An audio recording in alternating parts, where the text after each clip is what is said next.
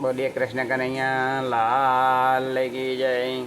हरि ओम। अध शांति अंतरिक्ष को शांति, पृथ्वी शांति, रापः शांति, रोगद शांति, वनस्पति शांति, श्रीदीवा शांति, ब्रह्म शांति, सर्वगुह शांति, श्याम शांति, यतः शमीहसे तत्वनो अभयम गुरु शरणय गुरुजाभ्यो भयन्नः स्वानि जीविष विदि दुरितानि पराशुक जपसामा शांति रे देहि।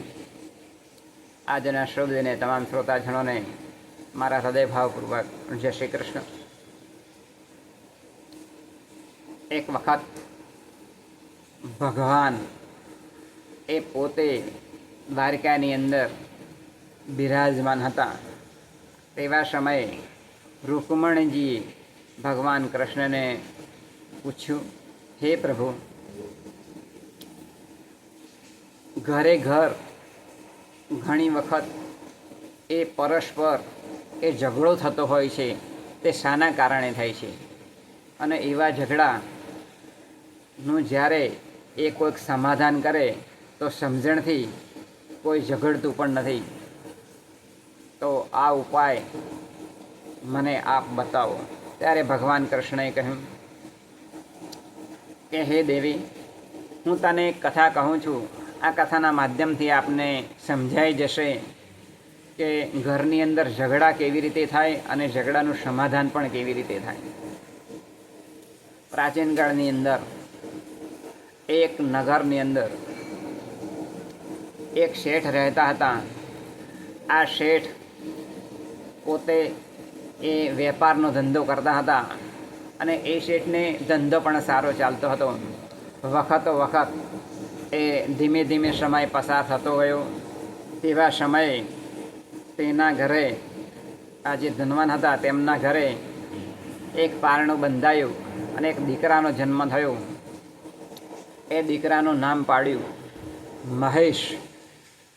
એટલે આખા ગામની અંદર પેડા વેચ્યા, બધાને ખુશી થઈ અને આ મહેશ ધીમે ધીમે મોટો થયો। ત્યાર પછી થોડા સમય પછી બીજા દીકરાનો જન્મ થયો, એનું નામ હતું રમેશ। એ વખતે પણ આખા ગામની અંદર પેડા વેચ્યા અને બધાને ખુશી થઈ। આ બંને દીકરા એ ધીમે ધીમે મોટા થયા, મોટો મહેશ અને નાનો રમેશ। આ બંને મોટા થયા એટલે તેમના લગ્ન કરાવ્યા। લગ્ન થયા એટલે આ જે પિતા હતા તેમના જે ધનવાન, એમણે આ શેઠે એ બંને દીકરાઓને અલગ અલગ 2 દુકાનો એ વેચાતી રાખી લીધી અને બંનેને ધંધો શીખવાડી અને ધંધે વરગાડી દીધા। વખતો વખત સમય પસાર થતો ગયો તેમ તેમ જે મોટો દીકરો હતો મહેશ, એને નાના ભાઈ ઉપર ઈર્ષ્યા થઈ અને એણે વિચાર્યું કે મારો જે ભાઈ છે રમેશ એ મારા કરતાં ઘણું બધું કમાય છે, એટલે એનો ધંધો એ પડી ભાગે તેવા ઉપાય હું શોધું। એટલે એણે ગ્રાહકોને વાત કરી, જુઓ તમે બધા ગ્રાહકો એ મારી પાસે આવશો, મહેશ કહે છે, તો હું તમને જે પડતર કિંમત હોય એ ભાવે તમને આ બધો જ કરિયાણાનો સામાન આપીશ। એટલે આ જે ગ્રાહકો તેની પાસે આવતા મહેશ પાસે, એ ગ્રાહકોએ પાછી આની આ જ વાત તેના ભાઈની કોને કરી? રમેશને કરી। એટલે રમેશ પણ વિચાર કરવા લાગ્યો કે મારો ધંધો પડી ભાગે તેટલા માટે મારો ભાઈ જે મહેશ છે એણે નક્કી કર્યું કે હું પડતર કિંમતે આ બધી વસ્તુ વેચું તો મારો ધંધો પણ સારો ચાલે અને વેપાર પણ સારો થાય। એટલે આ ગ્રાહકની વાત સાંભળી અને જે પેલો રમેશ હતો ને એણે વિચાર કર્યો કે મારે જે પડતર કિંમત છે ને એ મારે નથી લેવી અને ખોટનો ધંધો કરી અને હું આ બધો સામાન વેચી દઉં, એટલે મારા ભાઈનો ધંધો ચાલે નહીં। આ બંને ભાઈઓ પરસ્પર ઈર્ષ્યા કરવા લાગ્યા। આમ ઈર્ષ્યાથી જે તેમના મિત્રો હતા મહેશ અને રમેશના, એ બંનેના મિત્રોએ બંનેને લડાઈ મારવા માટેનો પેત્રો તૈયાર કર્યો અને ગ્રાહકોને પણ શીખવાડી દીધું।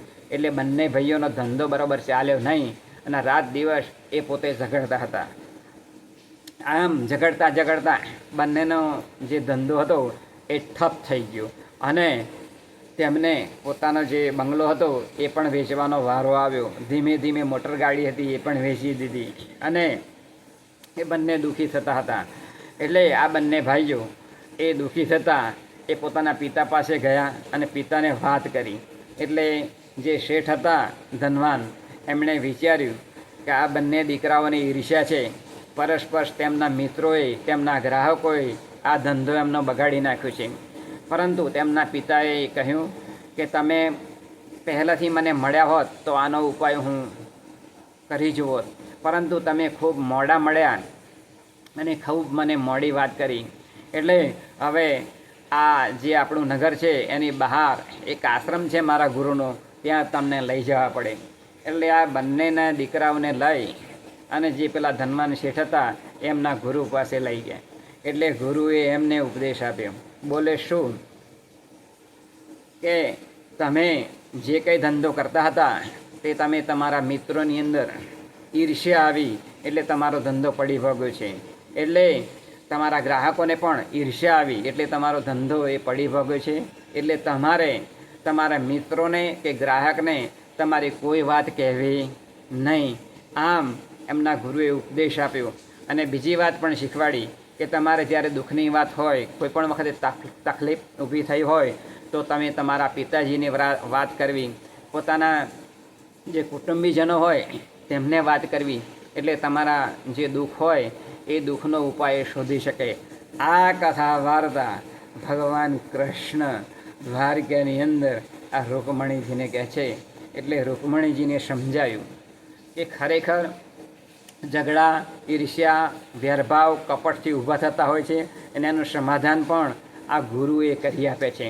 એટલે ગુરુએ આ બે ઉપદેશ આપ્યા કે પોતાને જે કંઈ વાત હોય દુઃખની એ પોતાના મિત્રોને પણ કહેવી નહીં, કારણ કે મિત્રો એ પોતાની વાત સાંભળી અને વધુ પ્રચાર કરે અને વધુ આપણને દુઃખી કરે.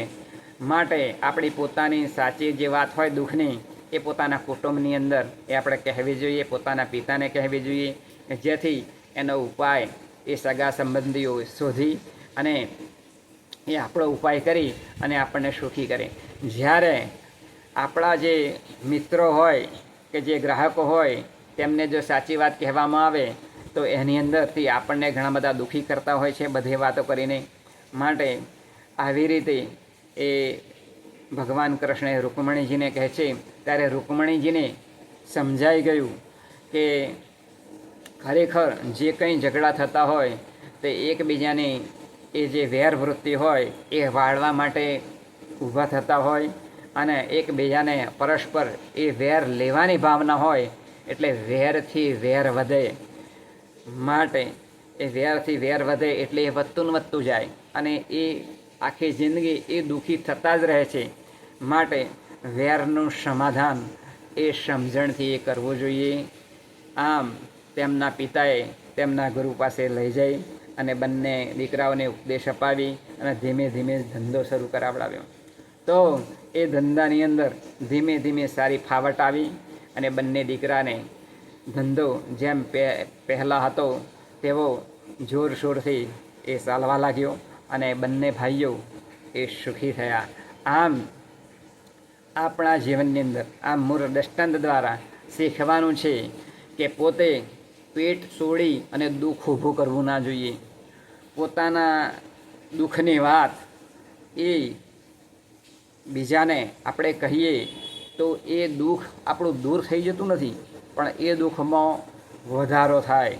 કારણ કે સામી વ્યક્તિઓ એ ઈર્ષ્યા ભાવવાળી હોય તો એ અંદરથી વિચાર કરે છે કે બરાબર છે, આ તો એ જ લાગનો હતો, એને તો આવું થવું જ જોઈએ.